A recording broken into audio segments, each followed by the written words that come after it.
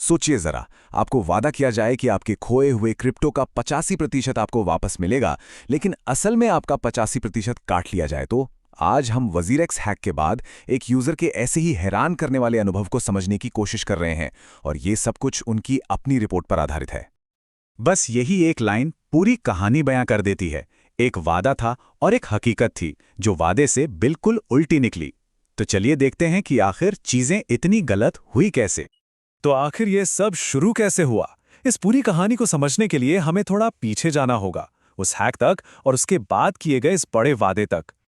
जुलाई 2024 से पहले तक सब कुछ नॉर्मल था, लेकिन फिर आई 18 जुलाई, जब एक बड़े हैक ने सब कुछ बदल के रख दिया।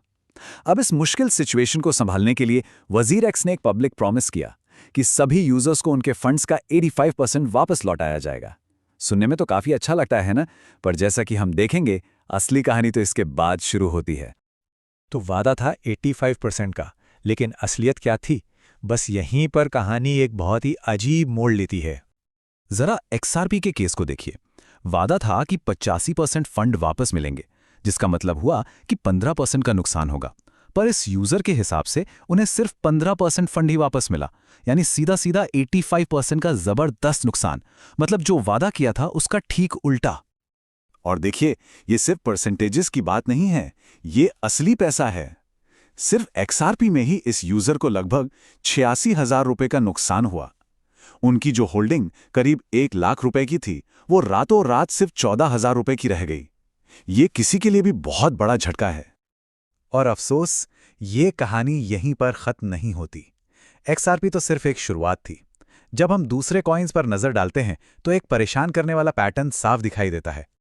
जरा इन नंबर्स को देखिए। हैक से पहले 500 एक्सआरपी थे और हैक के बाद सिर्फ 71.9। अगर वादा पूरा होता तो करीब 425 एक्सआरपी वापस मिलने चाहिए थे। ये तो बहुत ही बड़ा फर्क है।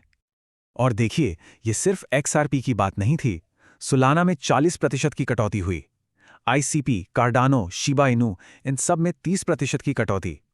हाँ, एक दिलचस्प बात यह है कि इथेरियम क्लासिक में 15% का ही नुकसान हुआ, जैसा कि वादा किया गया था। तो चल क्या रहा है यहाँ? ये कटौतियां इतनी अलग अलग क्यों थी? लेकिन रुकिए, कहानी में एक और ट्विस्ट है। यूजर के अकाउंट में एक ऐसी डिटेल है जो इस मामले को और भी ज्यादा उलझा देती है।